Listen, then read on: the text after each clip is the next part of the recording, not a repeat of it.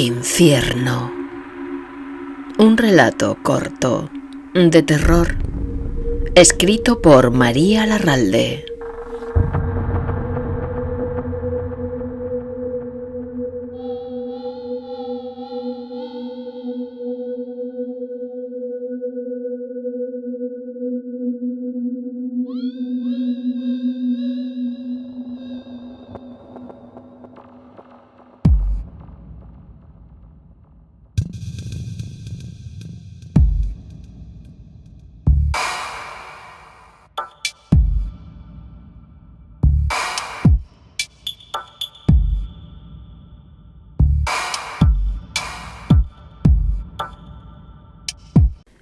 Enviará a sus ángeles, que recogerán a todos los autores de iniquidad y los arrojarán al horno ardiendo.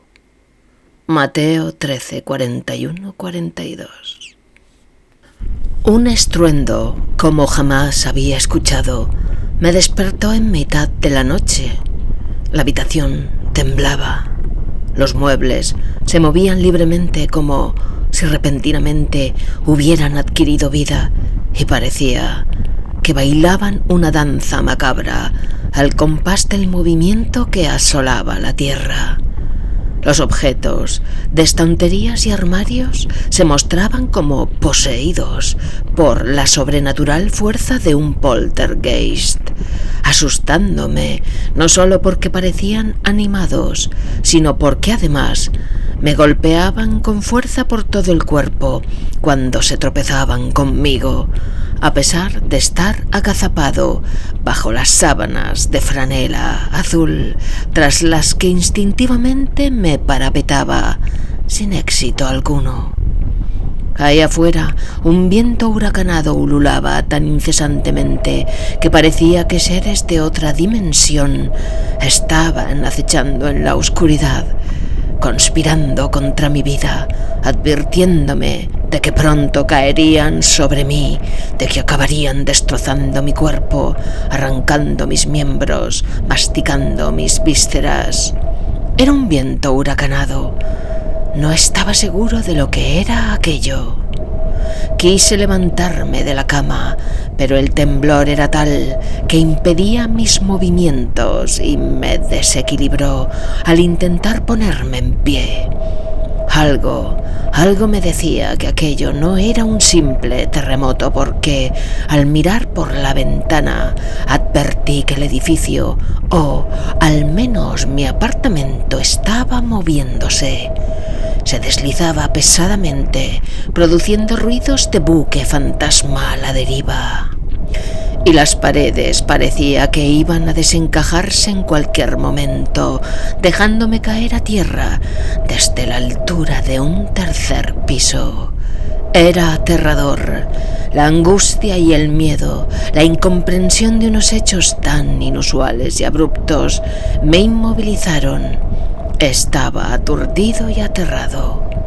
Mirar alrededor era inútil como método para tranquilizarme, porque todo estaba oscuro, tan oscuro que al principio no pude apreciar nada nítidamente.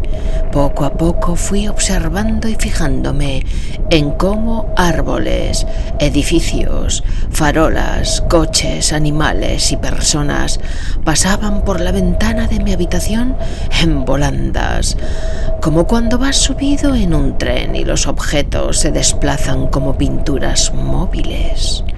Pero ahora sus direcciones eran aleatorias, sin un rumbo claro. Parecía que el edificio entero era llevado por los aires por un terrible huracán. De repente comencé a marearme. Todo daba vueltas a mi alrededor. Mis náuseas, unas náuseas insoportables, me hicieron vomitar el líquido amargo de mi estómago, mientras el edificio repentinamente cayó en un aterrizaje tan abrupto que la cama donde me encontraba se volteó completamente, tirándome contra el suelo, golpeándome la cara y el pecho fuertemente. Me quedé sin respiración por unos instantes y el colchón se desplomó sobre mí, cubriendo por completo la parte superior de mi cuerpo, incluida la cabeza, por lo que no veía nada. Todo quedó en calma de manera tan repentina como había comenzado. Aquel temblor cesó sin más. Los muebles, los objetos, todo estaba patas arriba y como pude me levanté, quitándome de encima el colchón que pesaba lo suyo. Respiré profundamente y conforme me levantaba del suelo, intentando mantenerme erecto, observé cómo la oscuridad parecía introducirse dentro de la habitación a través de la ventana abierta. Era como una bruma negra y espesa. Sentí tal sensación de terror que, a pesar de mis daños físicos, pues la nariz me sangraba del golpe y todavía me costaba respirar, corrí a cerrarla porque presentía que algo grotesco entraría por ella para destrozarme. El sonido que creí viento mantenía su nota amenazante y se aproximaba hasta mi ventana, ahora cerrada por mí en un ataque de valentía defensivo. Me escondí a un lado, tras las cortinas azul cielo que mi madre había colocado en mi habitación hacía ya un par de años. Miré hacia afuera, pero la oscuridad total, espesa y viscosa, casi sólida, impedía visión alguna. Aquel ulular demoníaco persistía, de manera que mi parálisis, por miedo, me impidió moverme. Fue entonces cuando de forma súbita golpearon la puerta de mi habitación, una puerta desencajada por los golpes terribles que todo el edificio había recibido y sufrido como un coloso maltratado. Escondido tras las cortinas, miré horrorizado hacia la entrada de mi cuarto. Lentamente se abrió chirriando lloronamente, como si emitiera un lamento por mi alma atormentada. El viento mantenía su atroz amenaza y desde el vestíbulo pude observar una figura contrahecha acercarse con lentos andares cuadrúpedos reptando hacia mí. El pavor hizo que reaccionara y, por evitar que aquello se acercara para devorarme o algo peor, abrí de nuevo la ventana y salté al vacío oscuro en el que me precipité y caí durante un largo espacio de tiempo, envuelto por voces estridentes que asemejaban lamentos, gruñidos y gritos de dolor. ¡Ah! Un fuerte golpe contra el suelo, esta vez de espaldas. ¿Cómo podía ser? ¿Dónde estaba? Me envolvía una especie de solución pastosa, muy negra y tupida que, a pesar de que me permitía respirar, me hacía sentir opresión, agobio. Era como estar dentro de un fluido seco, una bruma espesa, un entorno sin espacio vacío entre objetos, un todo sin distancias. No podía saber si había alguna dirección o todo era informe, sin orientación, incluso sin dimensiones espaciales. ¡Oh! Me levanté, pero no sabía si estaba de pie, así que perdí el equilibrio y me caí. Gateando, comencé a moverme por aquel lugar o lo que fuera aquello. A lo lejos vi una puerta que se movía como si detrás de ella se estuviera produciendo una gran hecatombe. Poco a poco me acerqué y la abrí de unos cuantos empujones. Aquella puerta descolocada daba acceso a mi habitación destartalada, con todos los muebles tirados, como si un huracán la hubiera recorrido, y al mirar hacia la ventana, una figura negra saltó, precipitándose al vacío negro del que acababa de salir. ¡No!, grité hasta dolerme la garganta, porque aquello era incomprensible para cualquier mente humana. Me arrastré hasta la ventana, pero ya nada se veía. Me había asustado de mí mismo. Todo era un sinsentido. ¿O no? Algo me venía insistentemente a la mente. Una preciosa niña rubia, pero se esfumó de mi mente, igual que había venido. No recordaba nada de mi vida y me di cuenta de que podía estar muerto. Las consecuencias de aquel pensamiento eran terribles. Si estaba muerto, aquello era el infierno.